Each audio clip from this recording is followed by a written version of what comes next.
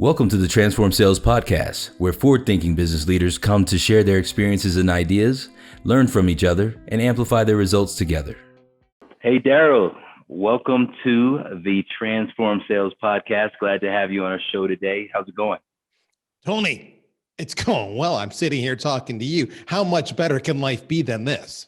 Well, I'll tell you what, I appreciate that compliment. I'm going to take it and not ask any questions because I don't get enough compliments on a daily basis. You are a smart man. So, hey guys, we have the pleasure of talking with Darryll Praill from VanillaSoft today. And if you don't know, VanillaSoft is a powerful cloud-based sales management software designed for outbound call centers and inside sales teams. It's got a few awards coming up here. Heard it's going to the top of the ranks, highest sales product and highest rated satisfaction product for 2021, according to G2. And, you know, let me ask you a question, Darryll. What's the why, how, what, golden circle, Simon Sinek golden circle behind VanillaSoft and what you guys are doing over there? Why is it necessary? How do you all change things, and what exactly can we expect from VanillaSoft? So we're in a space called sales engagement, and it's different from sales enablement. Everybody kind of confuses the two.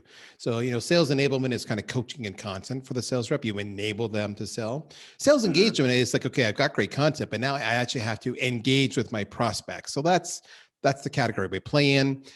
We would compete with companies like a SalesLoft or an Outreach if you want to have context. Unlike those vendors, we don't sell in high tech. We don't sell at enterprise. We sell to SMBs, and we sell in real world industries like, you know, finance, insurance, healthcare, higher education, manufacturing, those kind of spaces. So very different markets. Statistically, the latest stats are anywhere between, it takes 9 and 12 attempts before we finally go, fine, I give up. I will take your freaking meeting. So That's the stats. Okay. So what do? It's really simple. What we do is we put a tool in front of the reps that they live in, as opposed to living in a CRM. The sales reps live in us. And we have a series of playbooks, and the playbook simply said, yo, Mr. Rep, you're going to reach out to your prospects using a set cadence. Maybe it's 7 touches in 7 days. Maybe it's 12 touches in 15 days. Maybe it's 18 touches in 30 days. You figure that out. There's lots of, playbooks. And those playbooks will consist of a combination of phone, email, social, SMS, maybe some direct mail. It's all that combination. So now you're forcing your reps to make those 9 or 12 minimum attempts that we said statistically you need to make, and you're forcing them to go across multiple channels. And that playbook is going to make sure you follow up within the first hour of that lead coming in. So all of a sudden you're eliminating all of the problems. And when you do this, you will find that your pipeline will literally triple. Not a bullshit statement, only because you're making the right volume of outreach efforts with the right timing and the right cadence. That's it. That's all we do. And you spend no more money in marketing. You spend no more money on sales staff. You just tripled your pipeline. Nice. So you guys are really focused. It sounds like really the other piece there is that you're really focused on that prospecting step, since that piece goes off to an AE afterwards. It's the prospecting. And I'm hearing a lot about that reach and frequency. And then obviously using those different channels to kind of get that reach up so that you can kind of get to that conversation.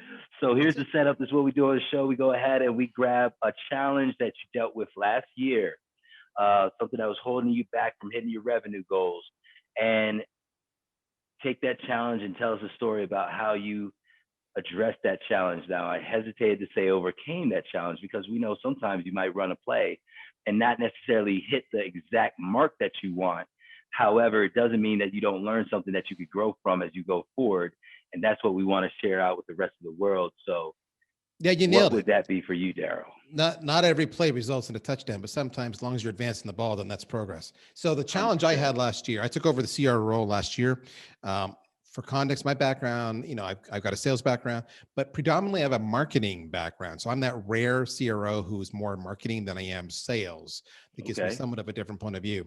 The challenge we had is multiple, and I'm just being straightforward. I've actually spoken about this publicly, was we weren't having large enough deal sizes. No, can anybody here relate to that problem? The deal sizes weren't large enough. We weren't selling enough seats. We weren't selling long enough terms. Like we can go month to month, but you know what? I want my reps to go annual if possible. Hell, go, every 2 years. I'll reward you, but we weren't getting that. So why? That was the problem we had. And the problem I came to the conclusion was because we were a historical inbound driven sales organization. So that means marketing, which is the group I ran, we did a great job generating thousands of leads. We're working to the top of the funnel, and they're coming from all sources, whether it's a pay-per-click event or a webinar or a podcast, like just like this. And they come in, and our reps are simply, I would like to say is they're just taking orders. And that's not to diminish their sales skills, but that's what they were doing. So there's a high intent level by the buyer. And they simply say, I've done my research. I'm already 2/3 through the funnel. I'm finally talking to you. And I just I want 3 seats. I just want 3 seats. Yeah, month to month, please. And that's it. And they would just go, okay, give me your credit card. Boom, you're done. So our ASP wasn't where it should be. So how do we get around that? We get around that by going to a complete opposite model, which is outbound centric. And to do that, what we did was we rolled out account-based marketing, as and even though it's called account-based marketing, the fact of the matter is it's account-based sales and marketing, because you need both sides to make it work, right? So that was dramatic, because to do this properly, we had to organize the teams into verticals. We had to make an investment in some additional tech stack pieces. So we had to go, we had historically lived just in VanillaSoft, because if you don't have a complex sale, you don't need a CRM. You can just use VanillaSoft, which is what we did. But we want to go account-based. So we brought in Salesforce.com for all of our AEs to live in, because the Salesforce is truly account-based. Then we bought Terminus to go and do account-based marketing, true target account-based marketing. But to make all this work, then we had to figure out for our verticals, let's revisit our ICP. So a 2-page ICP suddenly became a 15-page ICP. Then we had to get, and it was like, really, that was painful, drilling down on understanding the nuances and the subtleties of our market. So for example, I have an out-of-the-box integration with Salesforce.com, but if someone comes to me with an odd CRM, a non-standard CRM, historically we'd say, yeah, let's try to close this deal. Whereas now I'm saying, no, I don't want that deal. I only want people who have Salesforce.com, so that when we get to that part of the sales cycle, I don't have an objection, because I've got something. So you start to understand where you truly win, and the ICB gets narrower and narrower and narrower. And now for every rep, I had a name, I've heard this called large named and industry accounts. I've heard it called one-to-one, one-to-few, one-to-many. So every rep had, we gave them 5, large, one-to-one, 40 named, one-to-few, and then 500 industry or one-to-many accounts. And that was all they focused on. And this was a bitch, Tony. I got to tell you, because when you're used to just taking orders, and now it's like, no. Now we get another person now who's going to do the inbound stuff. You just have to go outbound. And that's all you do. You have to map the account. You got to live in their life. You got to figure out who the buying committees are. This was a culture shift of epic proportions. And not to mention the impact on rev ops and our processes and on product marketing. So it was dramatic. That was my challenge. That was a son of a gun, Tony. And why weren't you there to support me, my friend? Wow. I mean, because it sounds like way too much work for me to handle. It was. Went from 2 pages to 15 pages. It sounds like the detail that you got. And we all know, like, that right person is so important. And when we obviously got right message, right time, but that right person sounds like getting deep on that, and then setting the team up to be able to serve that person very, very well is the anchor of the story. And the whole selling process changes too, right? So when it's an inbound model, these reps are going to say, okay, you got to do 50, 60, 70, 80 dials a day. It's all activity based, right? You're just following up on the leads, because we got a bucket full of leads. Just do your thing. You just send your emails, send your phone calls. Boom. Now when you're ABM, it's like, okay, all that activity, I don't care about as much. If you do 30 calls a day, I'll be happy. But I want you to actually take time to research your accounts, and to actually take time to bond with them on social, and hold yourself back, restrain yourself from asking for the business. Instead, you're going to make deposit over 30, 60, 90 days before you finally ask for a withdrawal. We had to teach our reps, literally had to manage time all over again so they could do this properly. These are the challenges that we had to shift to. Hmm. Nice. So then you guys made all of these challenges, or I'm sorry, all of these shifts during 2020? We did all of them in the year. We started in August, Uh-huh. and now we're as of right now, it's February. And if your show airs in July, sorry kids, it's recorded in February. Um, and uh, and so it's been roughly 6 months, and we have made stunning progress, but not without a cost. Not every rep survived the transition. Yeah, tell us a little And bit about that. That's one of those challenges that comes with the change. Tell us a little bit about that. How'd you manage that? so, well, that's a tough question for every leader. How do you manage that? Because you don't want people to not manage the transition. Some of them don't do it just simply because that's not their comfort zone. They're good if you've got expression of interest to follow up on that. Hey, you downloaded some content. Hey, you clicked on our ad. How can I help you out? Versus risking getting rejected. So there's an element of that. Some of them really had a hard time managing their time. They just couldn't manage time, which is interesting, right? Because we opened up by saying, what does VanillaSoft do? And I said to you, we keep your reps busy. They're doing all this follow up across all these channels. But so they were so used to being spoon fed that. And then now me saying, okay, for the AEs, you have to go outbound and you have to do a lot of this yourself. And all of a Right. sudden they just couldn't do it. Because some of these people, maybe there's stuff going on in their lives, there's personal distractions, or they're not dealing with the work from home element well, or they just suffer, let's call it ADD or what have you. They just can't get their head around it. This is not good. So how do we manage all that in the end? Nobody intentionally got fired.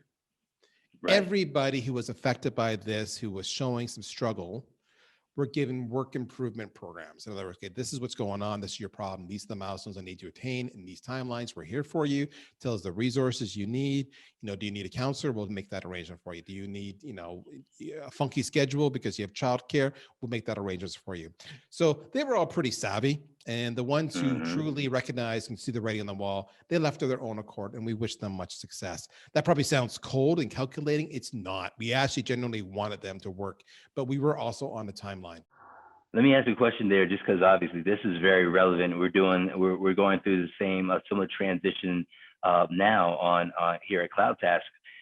I'm curious. Did you guys end up making adjustments to say a competency model in addition to that, or anything like that, such that you're able to hand off to HR that new profile for who you need to have in the organization as you guys look to scale that team or grow that team? How's that piece working? Oh, Kata, you've been listening to my conversations? Yes. So a big part of that conversation was, this sounds so soft and tender, do we have the right culture? Do we have the right makeup, the right profile of sales rep for the organization that we're trying to assemble and put together? And, Mm-hmm. I talked to a boatload of other CROs and leaders and thought leaders in the space. And to your point, yeah, we actually invested in competency, skills, and tools and evaluations. The problem was before we would always rely on our reps, because often you get a word of mouth referral. Hey, my buddy Susie is looking for a job. She's dynamite. And you interview her. Susy's awesome. She says the right things. You think as much as you can, you do the reference checks. Yeah, Susie's a rock star. Yeah, she's going to be great at the team. Then all of a sudden you realize when you get her on board that Susie sucks at doing any kind of research, and she's just lazy, and she just doesn't, she takes shortcuts, doesn't know how to personalize. She avoids social media. It's foreign to her. And you're like, damn it. All right. So we had to make a very hard line in the sand. In fact, I had a conversation with my sales leaders just last week because we were staffing some more people. And we had a lengthy conversation because this person was a home run. They're familiar with our product. They're from one of our customers. They tick all the boxes. And having that knowledge of our industries that we've worked in and our product just makes them productive out of the gate. And I'm like, that's great. That's great that we like them. That's great that they're from our space. Do they fit the profile? 1,000%. The thing I love about this is, once again, the ICP comes into play. The right person comes into play, whether it's a customer or it's a member of your team. You got to be able to say no when they don't fit that right person profile. Oh, so that's the other part, right? So we had some of our reps who they just were wired to be transactional. So in other words, even when we moved to the ABM model, they would Mm-hmm. get an expression of interest and be like, "Yeah, I'll take 2 seats or 3 seats. You've got me convinced." And they're like, "Boom, give me your credit card. Let's go." And I'm like, "Whoa, whoa, whoa, whoa, whoa. Have you talked to the rest of the buying committee? Because there could be a few more seats over here and a few more seats over there." Nope. Got the credit card. Let's go. And Yep. so you realize that even though they're having success and they're hitting their numbers, a lot of these deals could be so much bigger. And then we've got some of our reps who, no matter what you do and how much training you give them, like, we brought in Dan Disney, for example. Dan and I go way back, and Dan was engaged to really work with our reps to say, this is how you become social media rock stars. And he's been fantastic. He's been on retainer. He's killer. But some Yeah. reps just won't do it. They'll nod their head and give you lip service. So as part of that profile now, it's like this. It's like, okay, what's their social media profile like? What's their posting activity like? I don't give a shit how good they are. If they're not posting, they've had, like, you can't do sales now without doing that. I'm sorry. End of story. Yeah. Are they, it's great their interviews went well and the reference calls were awesome. Are they competitive? Show me they're competitive. Are they curious? How do you know they're curious, right? Awesome. Well, this has been great. I got a lot of good information from this. Some notes that I could definitely put into play. Actually, effective today. I've got some meetings later, so I'll probably be using some of your sound bites. I'll just be honest with you. So let's wrap it up like this. We got 2 questions left, and one is: so you wanted to grow ASP. Yeah. And in that 6 months, would you say that you got enough of that lift that you guys comfortably got to kind of where you want to go? And obviously, we know there's probably more to get to. Did you hit your goal? That's a good question. So my goal was stupid. My goal was a 25% lift by end of year, which was really only about 4 months. And then I wanted to do I wanted to do a 2x in 2021. All right. So did we hit it at the end of 2020? No. But here we are in February. And have we hit it? Yes. So I've got 25% lift hit. So I was delayed. And the reason I was delayed was just because I wasn't realistic, because, I overestimated how quickly we could roll out technology. I overestimated how quickly the reps would adopt and take advantage of that technology. I overestimated a lot of things, despite me being convinced that it was all achievable. So that was the delay. Will I double it in 2021? Well, I've seen the numbers for the business plan. And if I don't, I'll be looking for a job next year, talking to you saying, Tony, who needs a gently used CRO that did pretty good, but not awesome? Well, look, listen, 25% lift in 6 months with so much transformation going on under the hood sounds like an awesome job to me. So kudos for that. I want to ask you one last question, and that is, for all the other CROs out there, what would be your one piece of advice you'd like to give them off of the experience that you shared with us today? Okay, so the one piece of advice, you're all going to nod your head and say, yep, and just ignore me, just so we're clear on that. And you're foolish if you think you've got this under control. The one piece of advice is, if you're a CRO and you come from a sales background, do not assume you understand marketing, or do not assume you understand success if those are the groups you've got. Because if you do that, you're just going to default back to what you know, which is sales. Part of the reason they made me CRO was because I was a marketer, and I used to sell, and I've been a VP of sales before, and I'm active in the community, but I brought the marketing understanding to me. And years ago, I used to be a coder, and I did custom support and customer success. Now that was over 20 odd years ago, but I did that too. So you got to practice the craft of those other disciplines so you truly understand how to leverage them.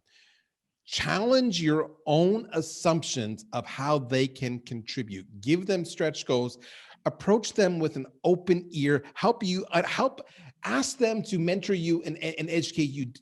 Park your freaking ego. You've made it a CRO. God bless you. You did really, really well.